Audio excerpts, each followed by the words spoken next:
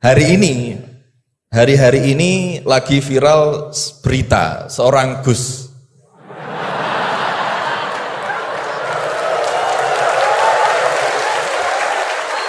Mohon izin. Yang mungkin berceramah dengan kalimat yang kurang baik, mungkin diniatkan guyon tapi malah melukai hati orang lain. Tapi Masya Allah Gus Baha guyon tapi tidak pernah melukai hati orang lain.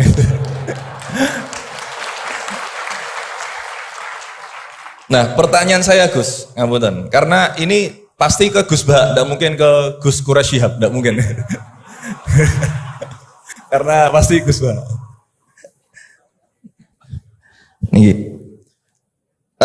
Sebenarnya sejarah panggilan Gus ini seperti apa gitu?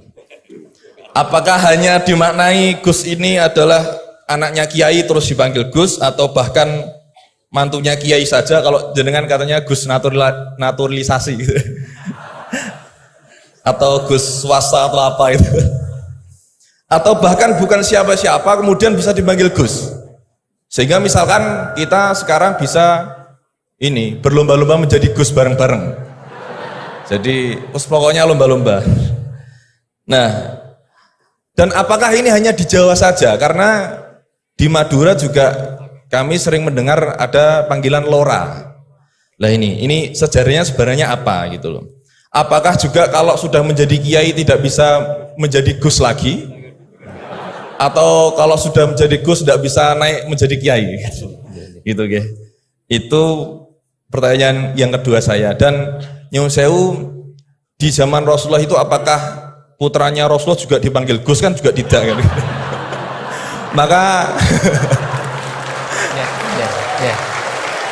Maka kalau Gus ini tidak ada di zaman Rasulullah, berarti semua Gus ini bid'ah gitu loh. Karena Gus tidak ada di zaman Rasulullah. Ngerti nggih? Ya, jadi intinya sejarahnya dan standarisasi Gus itu apa yang orisinil gitu. Yang kalau misalkan di dunia, di Indonesia ini yang Gus orisinil hanya jenengan, berarti semuanya palsuan gitu. Lah ini tentu bisa dijelaskan Gus. Ngapunten, matur suwun sangat. Wassalamualaikum warahmatullahi wabarakatuh. Waalaikumsalam warahmatullahi wabarakatuh. Baik, terima kasih Gus Maulana. Selanjutnya saya mungkin yang laki dulu ya, laki-laki nanti baru pindah ke sini. Silakan yang pojok ya. Assalamualaikum warahmatullahi wabarakatuh. Waalaikumsalam warahmatullahi. Terima kasih Pak Rektor atas kesempatannya. Yang saya hormati Gus Baha, Prof. Quraisy. Saya Jamaluddin Ghafur dari Fakultas Hukum UII. Ingin bertanya ke Prof. Quraisy dan Gus Baha. Saya sering mendengar salah satu isi pengajian dari Gus Baha itu bahwa fatwa dalam hukum sosial itu tidak pernah jelas begitu. Artinya ulama pasti akan berbeda gitu ya. Nah, kami kebetulan di Fakultas Hukum Gus seringkali ditanya orang juga gitu ya, soal bagaimana hukum sesuatu. Dan dalam konteks hukum memang teorinya dan pendapatnya juga beragam gitu ya. Nah, kadangkala permintaan pendapat itu tidak hanya sekedar untuk diskusi, tapi bahkan sampai menentukan nasib orang gitu. Ini dihukum atau tidak.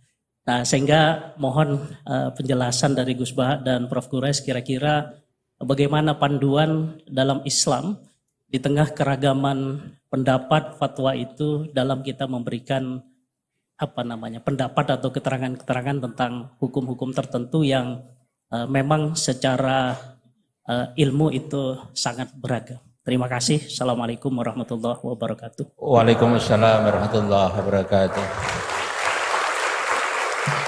Mohon izin Gus Baha dan Quraisy ini 4 atau 2 dulu aja ya. Nanti baru kita lanjutkan biar nggak lupa ya. Ya, yang pertama Gus Baha, ini dari Gus Maulana tadi. Ini pertanyaannya, kan banyak yang tidak jebolan pesantren, tapi pengen dekat sama Allah. Boleh nggak baca terjemahan kira-kira gitu? Yang kedua tadi standar Gus yang orisinal, yang orisinal ya. Kemudian yang kedua dari Ini Gus Gofur. Ini dosen dari Eva, ini untuk Prof. Quraisy dan Gus Baha. Ini panduan untuk memberikan pendapat hukum, kira-kira gitu kan. Karena ada dosen hukum yang saksi ahli, ada yang ahli menjadi saksi. Jadi bedanya. Mohon berkenan dari Gus Baha. Ya. Ini yang provokatif dulu itu ya.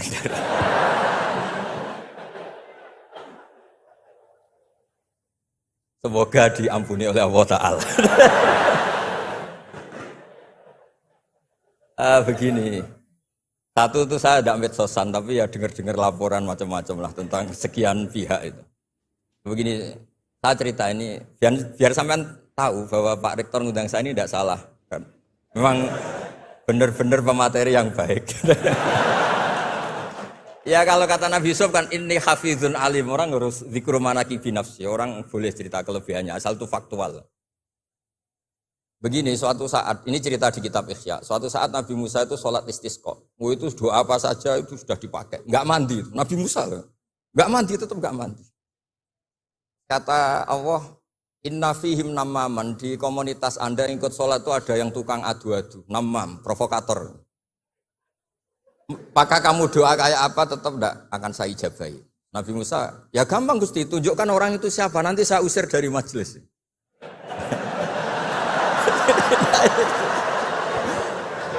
Jawabnya Allah itu lucu. Saya ini orang yang mengharamkan namam, mengharamkan namimah. Kalau saya menunjuk orang itu berarti saya juga namam. Intinya itu Allah terus mengabaikan sekian peristiwa namam. Jadi kalau pertanyaan provokatif, terus kayak gitu tuh masih diabaikan oleh Allah Ta'ala. Karena nanti repot itu. Repot. Memang saya termasuk Gus yang asli itu jelas kalau itu.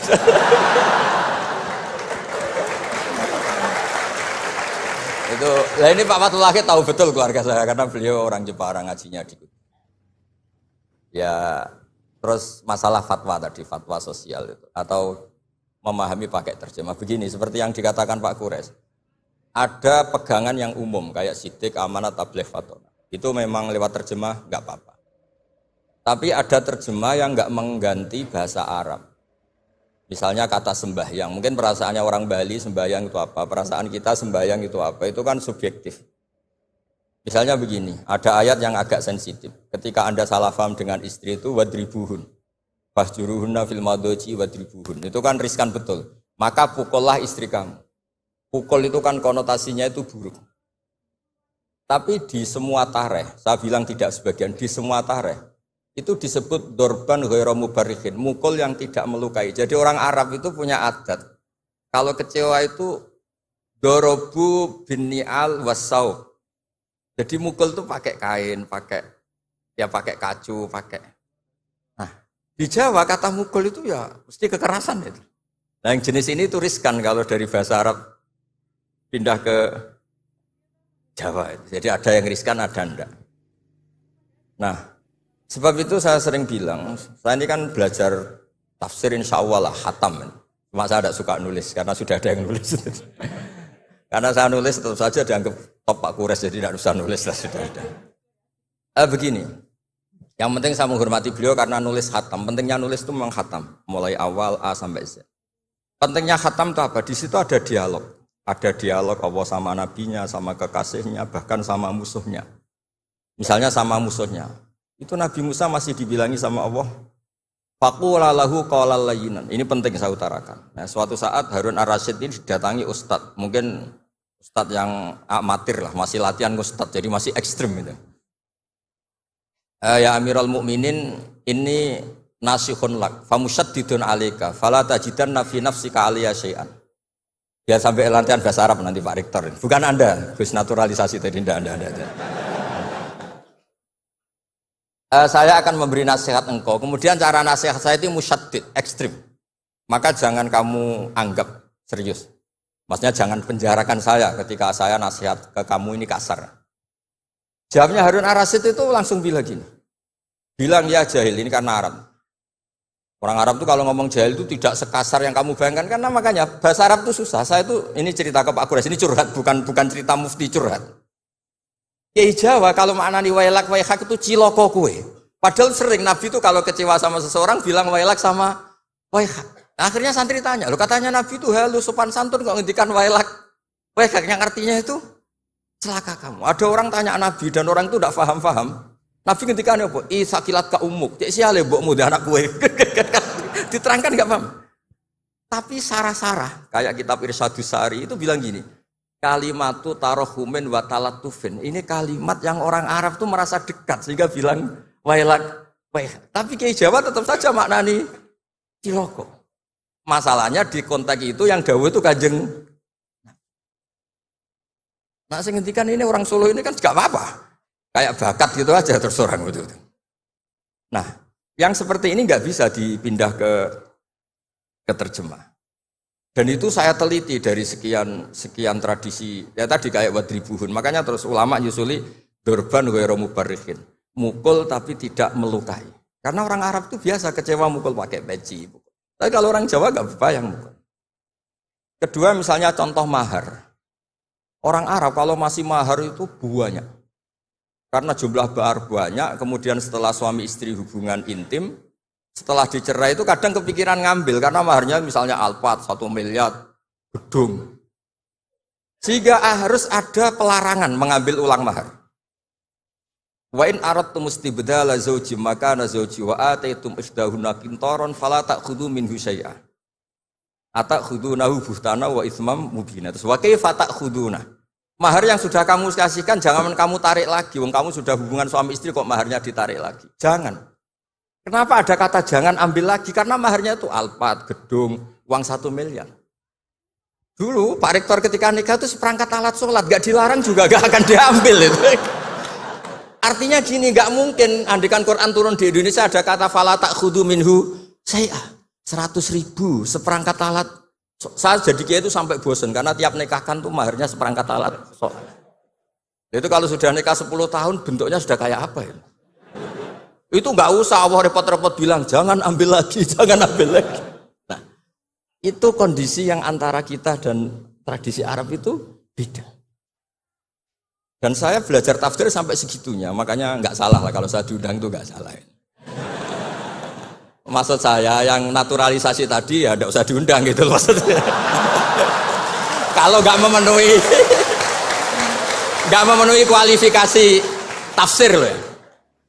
Ya karena kalau nggak memenuhi kualifikasi apa tafsir.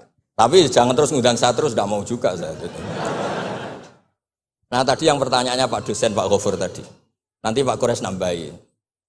Hukum sosial itu memang nggak pernah mengikat di semua sisi ya, karena memang patokannya itu begini. Saya ambilkan contoh di Quran ya, karena ini memang tema tafsir. Di hal-hal sosial itu kekasihnya Allah pun didhawuhi Allah begini. Wa in adri la'allahu fitnatul lakum wa mata'un ila hin. Wa ma adri ma yuf'alu bi wala bikum. Jadi Nabi misalnya mau perang, misalnya perang apa ini. Allah terus bilang, "Muhammad kamu tenang saja, pasti menang." Enggak. Karena kalau dibilang begitu nanti kendelnya Nabi atau keberanian Nabi dikira karena ada jaminan. Tetap. Sehingga nyuwun sewu Nabi juga pernah mengalami perang menang di Badar, pernah mengalami kalah di Uhud. Jadi di bab-bab sosial itu memang Allah membiarkan hukum sosial yang berjalan. Sampai Ibnu Khaldun ngendikan begini, saya masih ingat betul dan itu saya pegang. Nabi sebagai Nabi itu kena aturan hukum sosial. Meskipun beliau punya mukjizat kayak apa, ketemu orang harus santun, ketemu anak kecil harus sayang, ketemu orang sepuh harus hormat. Andai kan Nabi bisa terbang ke langit sekalipun, Mi'raj, tapi ketemu anak kecil nampar, ketemu orang sepuh ngeludahi, tetap gak diterima oleh publik. Walau kunta faddan ghalidhal qalbi lan faddu min khawlik. Betapa pentingnya tata krama sosial. Kata Ibnu Khaldun, hadza Rasulullah man uyyida bil kauni kulli. Ini Rasulullah orang yang di backup sekian alam raya. Tapi sekali melanggar tata krama sosial, tetap lan faddu min khawlik. Orang akan bubar. Sampai ngegoskan saya, sekarang tak pisoi. Wah Gus apa Gus kok mison, mesti langsung gitu. Nah coba misalnya sekarang nyon sewu saya ngeludahi Pak Rektor, langsung dipecat ya. Artinya tatanan sosial, meskipun saya keramat. Makanya kata Ibnu Khaldun, hadza Rasulullah man uyyida bil kauni kulli law syaa. Ini Rasulullah orang yang bisa mengendalikan alam raya karena kekasih Allah. Itu saja kena aturan walau kunta faddan ghalidhal qalbi lan faddu min khawlik. Kalau engkau salah tatanan sosial Muhammad, orang akan bubar. Nah maksudnya gini Pak dosen, kalau tekanan sosial gini, saya pernah ditanya oleh dekan Fakultas Kedokteran. Pas ada diskusi dengan ya tadi orang-orang medis, misalnya begini, itu misalnya nyun sewu, tapi gak usah dijiwai, gak usah kamu, udah, dilupakan saja gak apa. Menyembuhkan orang koma itu baik apa tidak baik. Tapi misalnya orang ini kalau sembuh, pasti bunuh lagi, pasti merkosa lagi. Terus kita gimana?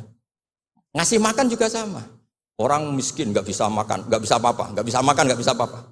Berkahnya gak bisa makan, gak bisa apa-apa, dia tidak nyuri, tidak bunuh, tidak merkosa. Dan orang ini kalau sehat lagi akan begitu lagi. Wajib ngasih makan dah. Itu mesti orang itu, weh, kasihlah kemanusiaan. Jangan nanti kumat lagi. Jadi hukum sosial itu mesti mindsetnya ulama itu beda-beda.